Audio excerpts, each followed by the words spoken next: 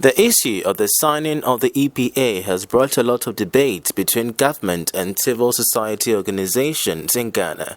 Whilst government and exporters seem to be for the signing, civil society organizations have vehemently put across their argument for it not to be signed by Ghana. The pact, which is between European Union countries and Africa, Caribbean and Pacific group of states, is aimed at liberalizing trade between the two parties. A policy analyst with the Economic Justice Network, Tete Homeku, at a media interaction in Accra said that the EPA is not only bad for economic growth of Ghana, but also inconsistent with WTO's rules. Tete Homeku further stressed that Ghana's SME sector will be crippled if the EPA is signed. This, he says, is bad considering the fact that SMEs are the platforms for building large industries. There's no WTO requirement that in order to continue to export to the European Union duty-free, we must offer the terms that we get for later agreement to the European Union automatic. There's nothing that WTO will say that.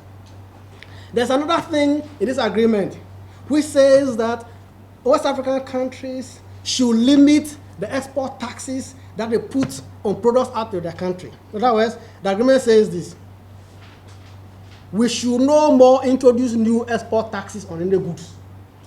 And the ones that we have existing, we should not raise them. And if we want to raise them or want to introduce new ones, we should go and consult the European Union, who would agree first. And even that, we must limit it to current limited times. Now, you know why we have export taxes? Export tax exists for revenue purposes, but nobody charges export tax for revenue purposes anymore. Export tax exists so that you can use it to discourage the export of raw materials that you want to be available in your economy. So Kenya has an export tax on leather because it wants to encourage the transformation of leather into shoes in Kenya rather than send it to Italy. There is a time ago that we had export tax on scrap metal because we wanted scrap metal to be available, to be processed in our economies. Now the European Union says we must not introduce new export taxes anymore. Or if you want to introduce, we have to ask their permission.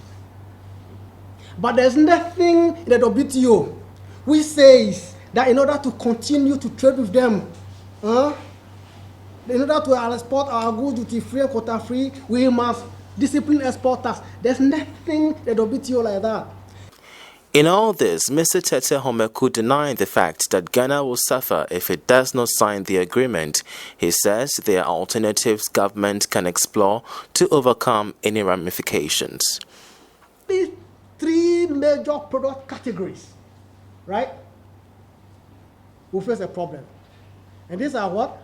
Horticulture industry, the banana people, banana, pineapple, the other horticulture.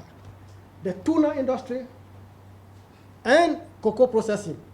These three major categories, they will face a problem. But what's the problem?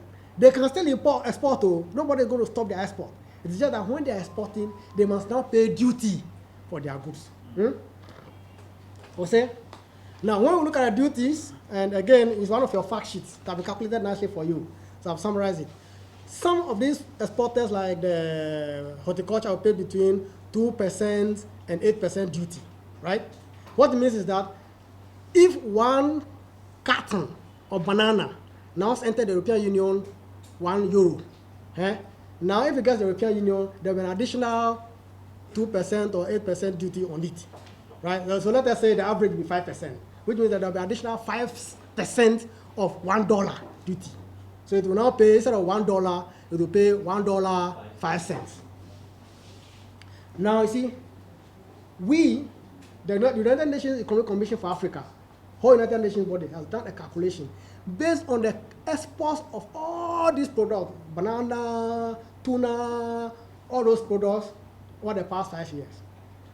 The South Center is an governmental think tank in Geneva, which works for intergovernment. They also updated the United Nations studies. They look over the past 5 years and also projected a bit. And the discovery is that if you take Ghana's exports, tuna plus cocoa products plus horticulture, the total amount of extra duty that they will pay to enter the European Union if we don't sign the EPA comes to $52 million a year. In other words, in the days people have to cough $52 million a year to pay duty to allow them to enter at the same level they are entering now. Okay. Now, if we don't sign the EPA, we'll be saving $400 million a year from the revenue that we'll have lost. Right? So we are saying that, listen, this is simple arithmetic. Take the 52 million that you'll be taking, that is due required for duty. Take it out of 400 million that you'll have been losing if you sign the EPA. Give it to these people to make their duty. If you do that, three things will happen. First of all, they'll be meeting their duty. Secondly, you'll be saving 400 million minus 52.